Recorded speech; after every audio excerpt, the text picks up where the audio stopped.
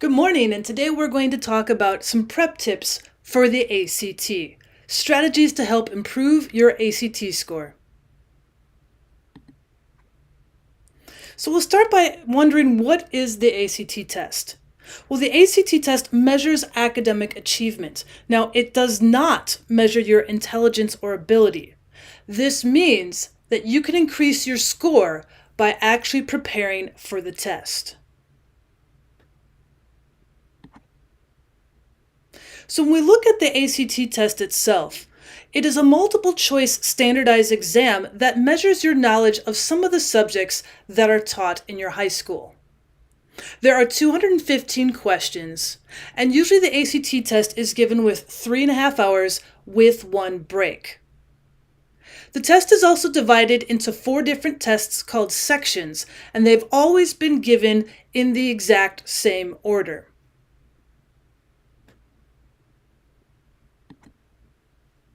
Now, the 4 sections of the ACT include the English test, and the English test you have 45 minutes to complete their 75 questions. The next test is the math test, and you have 60 minutes to complete their 60 questions. After that, there is a break that is given for 10 to 15 minutes. After your break, there will be a reading test, and you have 35 minutes to complete the 40 questions. Next, you have the science and reasoning test, in which you have 35 minutes to complete the 40 questions. And with the ACT, currently there is an optional writing test, in which they have 30 minutes to complete the test.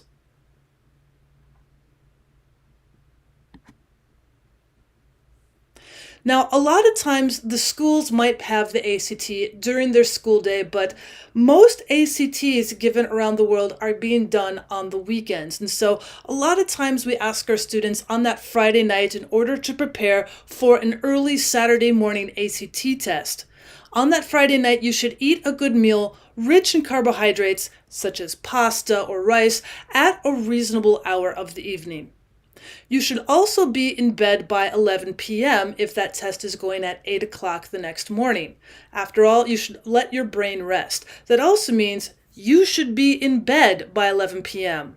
No music, no Instagram, no Facebook. Let your brain rest.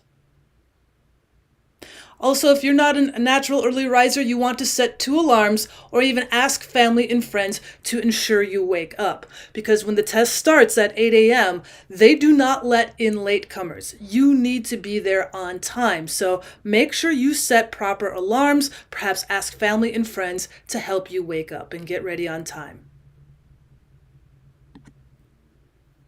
You should also prepare to bring certain items with you the day of the test. For example, lots of already sharpened pencils. The ACT is still considered a book test, and therefore you're going to want plenty of number 2 pencils ready to go. You should also want a calculator for the math test. Now, before you come the day of the test, hopefully your math teachers or somebody at your school who is prepping you for the ACT will tell you which calculators are actually usable. There are some calculators they will not allow, particularly if they have Bluetooth or if they have some sort of Wi-Fi, because the ACT does not want to allow you to either take photos or to let you go online. You definitely need an ID, your identification that shows who you are. A student ID, perhaps a driver's license, any sort of identification that has a photo on it. And you also want the registration for the ACT. Once you are registered for your ACT, you would have gotten a slip of paper that says you are registered to be at that ACT test at that day. You might also want a wristwatch with you. Like the calculator, it is not mandatory, but since there are certain minutes that are going to be taken up for certain tests, maybe perhaps you want to time yourself. Now, you do have a proctor in the room that will definitely be watching how many minutes each test goes along, but perhaps it's not mandatory, but perhaps you want your own wristwatch in order for you to understand how many minutes you have for a test. And of course, you might also want to prepare for winter test dates or spring test dates, in which if pollen kind of gets to you or if you think you might have a cold, bring some tissues with you. You're not allowed to get up during the tests. And so I've had a lot of students in the past who, as they took their test on winter test dates, having a lot of sniffles and everything because they were not allowed to get up in order to search for tissues. Now, on the day of the ACT, if it is a Saturday morning, or likely if it is any other early morning in which you're going to be taking the ACT, you want to make sure you're waking up early, maybe perhaps do something that wakes you up in the morning, perhaps a shower, maybe a good breakfast. Wear comfortable and casual clothing. Now, you want to avoid being too comfortable. After all, you are going to be doing a lot of testing. There might be a lot of downtime in which you are waiting between tests, so we don't want you falling asleep.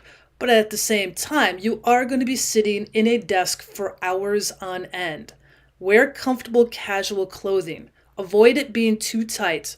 You may also want to dress in layers. You might not know exactly whether or not the classroom or the proctoring room that you're going to be in might be too cold or too warm for you.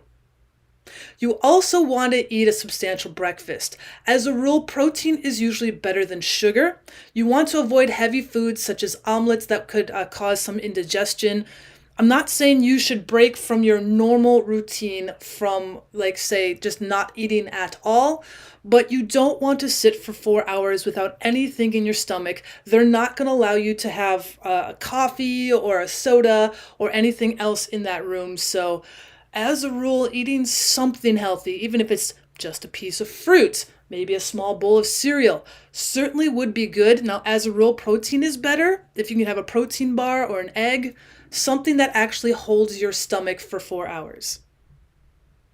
Since the ACT is almost always given as an 8 a.m. test, you might want to arrive by 7:35 a.m. so you don't feel rushed. After all, you need to find your room. You need to be checked in by your proctor, who's going to be checking your identification and your registration. You're going to be picking out a seat and bringing out all of your items. You might want to look ahead of time to see where the bathroom is and what kind of breaks you might have.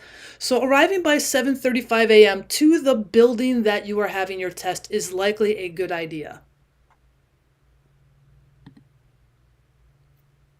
Now, with the ACT itself, you might want to read the directions before you get to the testing date.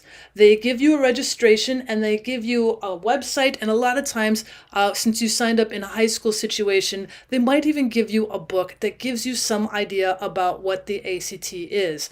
I would highly recommend you reading through those sets of directions before you get to that test date. It gives you information so you feel more comfortable about what the test is. You also want to make sure you pace yourself while you're taking the test itself.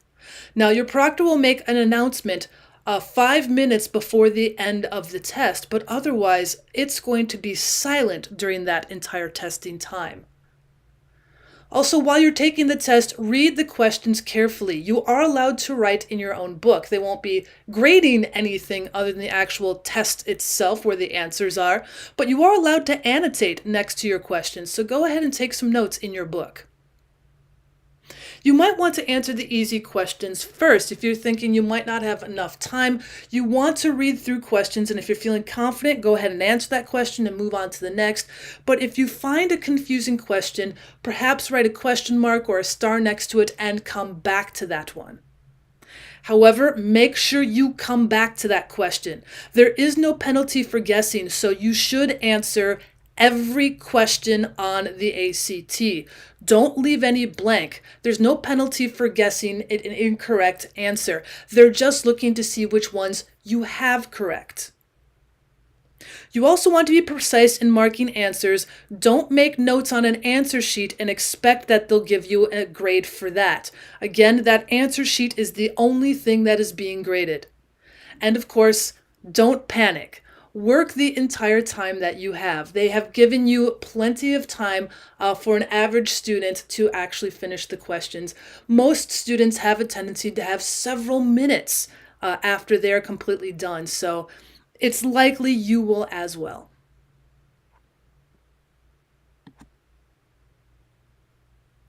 Now, you might also want to consider the idea of triaging your ACT. What does that mean? Well, it's actually a hospital term to treat the patients with the most serious injury and illness first, and then move on down to the least sick and injured last. But how can that be applied to the ACT? Well, with my ACT triage strategy, I tell my students that each question on the ACT is worth 1 point. Therefore, the most difficult question on that test is worth the same point value as the easiest questions. So a really good ACT tip for ACT triage is to find your easy questions and answer them first. Save the difficult questions for last. So again, as you're reading through your questions, if you're confident in the answer, answer the question, move on to the next. But if you're finding a question that is confusing, if you're finding a question that's just stumping you, don't take a lot of time on it. Mark it with a star or a question mark and come back to it. So this strategy is going to allow you to make the best use of the allotted time. You're going to knock out the questions you're confident on, and then you'll have some time at the end to work on the questions you may or may not get correct. Now answer all your questions you're sure about first and answer those you are less sure about second. Now that you have gotten through your easy, confident questions, going back to those more difficult questions, by this point in time, you should know which questions that you're pretty confident on. Get those done next. Finally, save those that you have no idea about last. But remember, give them a guess. There is no penalty for having wrong answers. Do not leave them blank. Now, some students have found that if they have no idea, they'll pick a specific letter and use that letter every time.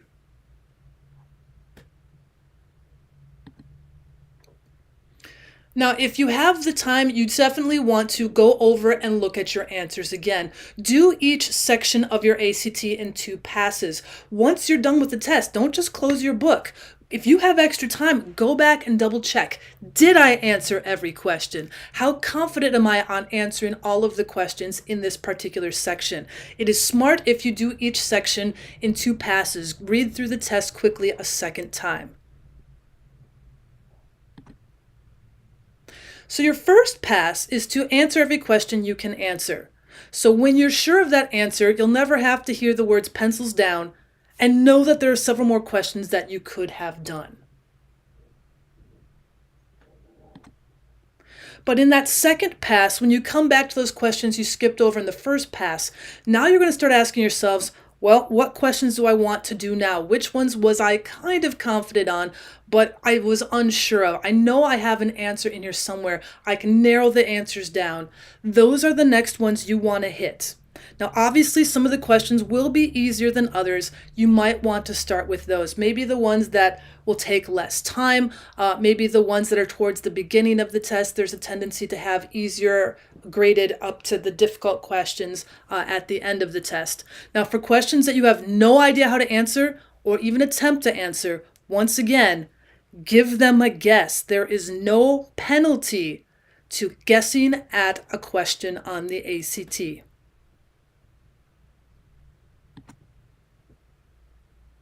Now, deciding whether you'll do a question now, later, or never is a crucial part of improving your results on the ACT. Now, the points of the ACT triage are to help you invest your time more profitably. By using the 2-pass approach and the concept of triage, you'll spend the majority of your time working on the questions that seem easy or at least doable. And in the end, you're going to score more points. You have spent the majority of the time on the questions you felt confident on, and therefore we can be more likely assured that you've gotten those correct.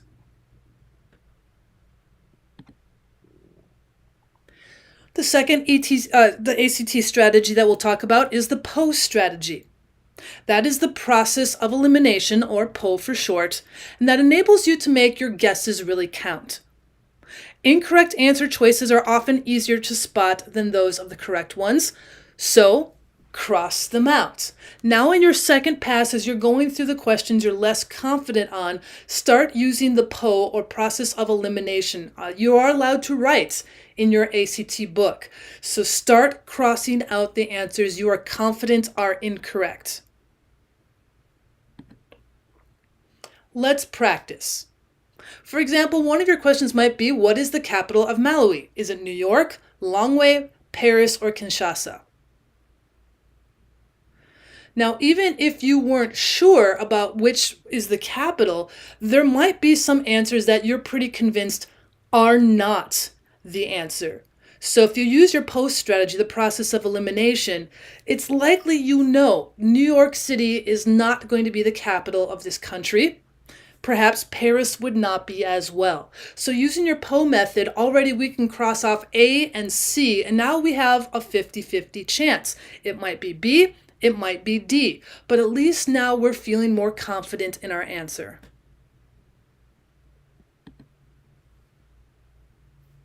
Our next ACT strategy is the leave nothing blank strategy. There might be some questions in that ACT section you just have no idea how to answer or even attempt to answer. Once again, guess. Be a smart guesser, use your process of elimination, but if you have no idea even at that point, do not leave that blank. Stay with one letter choice. Students have more confident abilities when they decide, well, I'm going to just decide every letter is going to be letter A, every letter is going to be letter B, because by process of elimination, even then, chances are you're still going to get some correct than just blind guessing letters all throughout your test.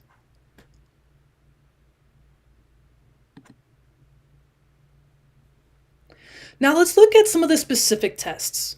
For example, the ACT English. Now the ACT English works with grammar. There are 75 multiple choice questions, and you have 45 minutes.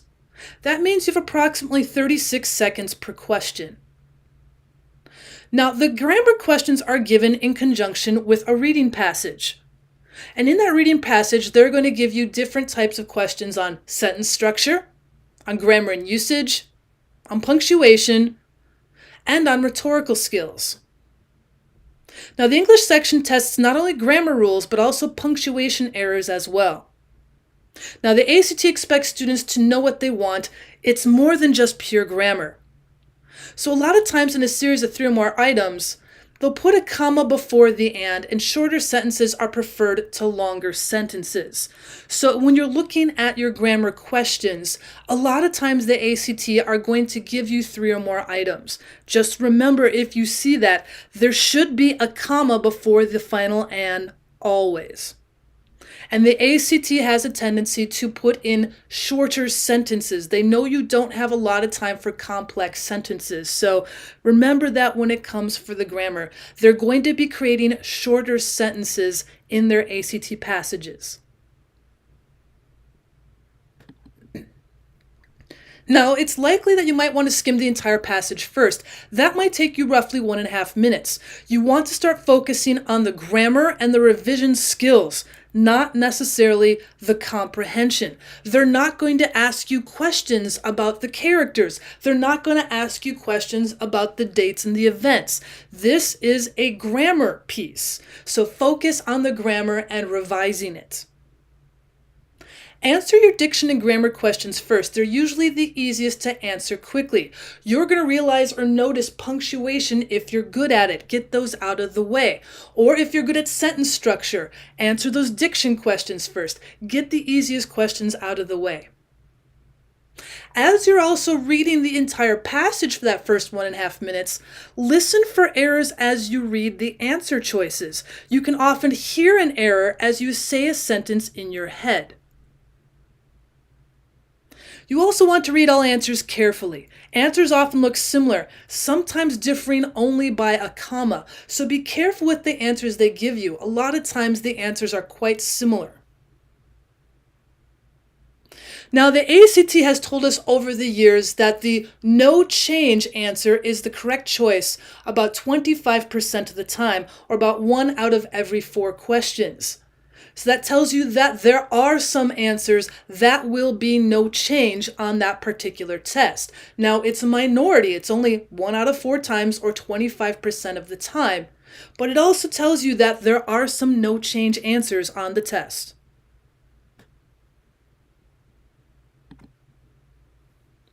Next is the ACT Math.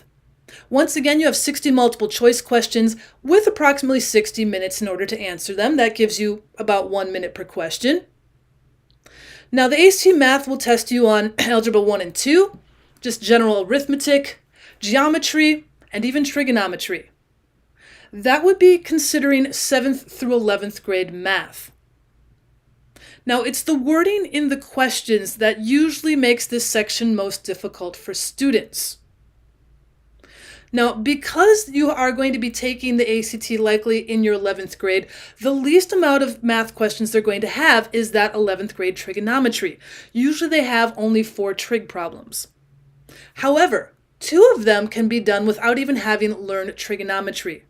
They're literally out there to intimidate you. So even though there's only 4 out of those 60, remember 2 of them you can probably answer without even having taken a trigonometry class. So again, answer all of the questions that you can to the best of your ability and then take a second pass at it. Chances are those trig problems are what's going to be tripping up most students since they've just had it as an 11th grader. But 2 of the 4, the ACT says you should be able to answer even without having taken a trigonometry class.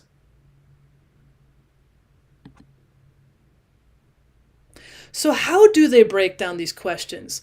Well, you usually have 24 questions of pre-algebra, elementary algebra, general arithmetic that they're going to have you do. The next 18 questions are going to be intermediate algebra, simple XY type questions, and coordinate geometry. They do have a tendency to put a lot of XY axes coordination geometry on these particular tests. You're also going to see the last 18 questions be plane geometry and trigonometry. So your 14 questions of plane geometry where you might have a picture of a square, maybe a rectangle, maybe a triangle, and you're going to be doing geometry in that notion. And then, of course, once again, the 4 trigonometry questions.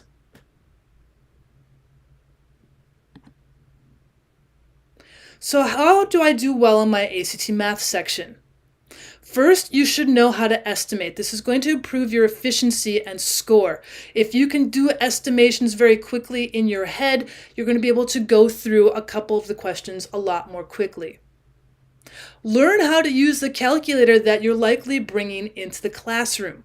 If there are graphing functions and matrix problems on that calculator, you're going to be able to answer some of those plane geometry and coordinating geometry questions much more quickly. Just like we talked about in the simple with the ACT grammar and the other ACT questions, use your process of elimination or PO method. Be sure to eliminate the wrong answers. Now follow your personal order of difficulty. Unlike, say, your reading or your grammar where things are skilled up year after year, maybe perhaps you are better at plane geometry than you are at intermediate algebra. So start with your easiest section. Just like every other part of the ACT, read the question carefully. They have predicted where students will misread the question. You can count on that answer as being one of your choices. They will do this to trap some students. So read the question carefully. There should be an answer in that question that is going to be obviously false, because if you misread the question, you're going to jump to that wrong answer. Now, sometimes there might not be a picture and you might want to draw one for your geometry question. Remember, you can write in your ACT book, draw a picture if one is not provided. Figures that are given are not drawn to scale, so you might also want to mark the pictures they have given you with given measures or symbols, or perhaps draw your own picture. Know the following translations. When they say the word of, it means they want you to multiply. If they use the word per in their math question, it means to divide. Also know the area and perimeter formulas for triangles, rectangles, and circles, and how to find the volume and surface area of a box. Sometimes they will give you those particular formulas on the test. Sometimes the ACT does not. So before you come into the ACT math section, you should already know the area and perimeter formulas for triangles, rectangles, and circles, and how to find volumes and surface areas of a box. If a problem is given in terms of fractions, decimals, or percentages, consider using an alternate form to find the answer. Some of us are better at working in fractions. Some of us are better at working in decimals. You should already know which one is easier for you in math, so you might want to transfer some of the questions into what is easier for you to find an answer. Now, if the question or answer set are given in terms of variables only, perhaps substituting simple numbers might help you determine what the answer is. Now, most answers are listed from least to greatest in number, so you can use a technique called back solving to find the correct answer. Even if you can estimate, perhaps by looking at the 4 answers that you have, if you know that it's going to be somewhere within a certain range, perhaps there's only one answer that fits that, and that would certainly help you answer that question more quickly. Do not overuse your calculator. The test is written so that every problem can be solved without a calculator.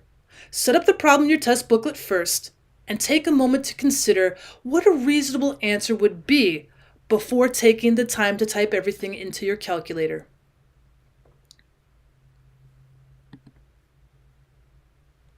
The next part of the test is the ACT reading. Now, reading has 40 multiple choice questions and they give you 35 minutes. That means you have less than 1 minute to answer each question. Now, there are 4 types of passages you'll encounter on the ACT. The first is prose fiction. Now, that's the most interesting to read, but it's often some of the hardest questions, and because it's fiction, it's usually the most time-consuming with the questions that they give you. The next is social sciences, which means they're going to give you pieces to read on perhaps politics, perhaps just straight up history. The next piece of passage they're going to give you is humanities, which talks about some sort of arts or cultural movements. And lastly, they're going to give you 10 questions on a natural science passage. Typically, for most students, these are the easiest to answer because it's natural science, it is nonfiction, and the text answers usually have very right or wrong answers in which you can use your process of elimination. So what are some ACT reading strategies? You might not want to take the test in the order it's presented. Perhaps reading the natural science text or the humanities text might be easier for you because they're nonfiction. Perhaps the prose fiction at the very beginning is the easiest for you. Do the easiest section for you first because you're going to know you're going to get those right. Save the hardest one for last. Again, because you've got 40 questions, timing is everything. You have less than a minute per question and you have to read 4 passages. So make sure you pace yourself. Understand there are 10 questions per section and you don't have the 40 minutes. You only have 35. Also pay attention to distractors. Distractors are designed to distract your way of thinking, break your concentration, and throw you off track. Sometimes there are not questions that would particularly refrain to some of these different parts of the passage. Sometimes it's a distracting part of the prose. So maybe perhaps you might want to skim the 10 questions first. Start translating the questions. What is the test asking you to answer? And then go back and read the section. Once you read, you might read the passage actively. Give yourself a few minutes, perhaps 3 minutes to do so. And remember, you can write in your ACT booklet. Underline or circle key points. Read with awareness of the author's goal. What is the author's purpose of writing this? Look for tone, look for theme. After all, these are very common questions that the ACT is going to ask for. Now again, because you've skimmed the questions, you already know what you're looking for. If a question refers to a specific line of the passage, read 1 line above and 1 line below the indicated line to better understand the context. So as you're answering that question, don't just read that one specific line. Save the most difficult questions, such as inferences, for last and answer easier questions, such as vocabulary, first. Now, it's best to finish one passage completely before going on to the next. So if you're skipping over some questions, go back and answer that particular passage's questions completely. After all, after you've read 3 other passages, it might be difficult for you to remember the first passage, and you'd have to reread, which is going to take time. The next part is the ACT science. Now, instead of calling it science reasoning, think of it as technical reading. Now, basic understanding of the scientific method is going to help you. However, not much science knowledge in itself is needed for the ACT test. A lot of what the ACT science is going to be testing you on is if you can read and understand charts and graphs, and if you can tell opposites. For example, when a student encounters two answer choices that are direct opposites, one is almost always going to be the correct answer. So once again, you've got 40 questions and only 35 minutes. So that's going to give you approximately 5 minutes per reading passage and the rest of the time to answer the questions. Now, there is 3 broken down parts on the ACT Science. First, you're going to have straight up data representation in 15 questions, where they're going to give you a chart, a graph, something that is going to be represented in a physical form that you're going to have to answer. They might also give you small pieces of prose to read called research summaries, and you're going to have 18 questions after you've read that paragraph or two and come to a conclusion. The last 7 questions are going to be conflicting viewpoints. Again, we've talked about how you're going to be seeing 2 answers that are going to be opposite. So when you read or study a graph, they're going to be giving you probably an answer that is opposing another one, and they're hoping you don't misread. So be careful with your conflicting viewpoints. Now, once again, like your previous ACT sections, if a passage seems difficult, skip it. Now, for most students, the data representation passages are often the easiest, and you probably want to finish those first. Now, when you are reading the passages, however, aim at a general understanding on the first reading. Do not dwell on a specific aspect of data. Now, if the passage contains conflicting viewpoints, consider the similarities and the differences between the scientists' arguments. Now, when you're reading tables and charts, focus on the labels and trends in data and maximum and minimum values. Look for connections between multiple data representations. Chances are, there's your answer to the question. Thank you so much for stopping by to do some ACT tips with me. If you'd like to have more tips on the ACT, or if you'd like me to do one perhaps on the SAT, on the ASVAB, or other tests, leave a comment down below on what other tests you'd like to see me do. If you'd like me to go through some actual ACT section questions with you as well, I would also happily take that in the comments as well. And as always, thanks for stopping by.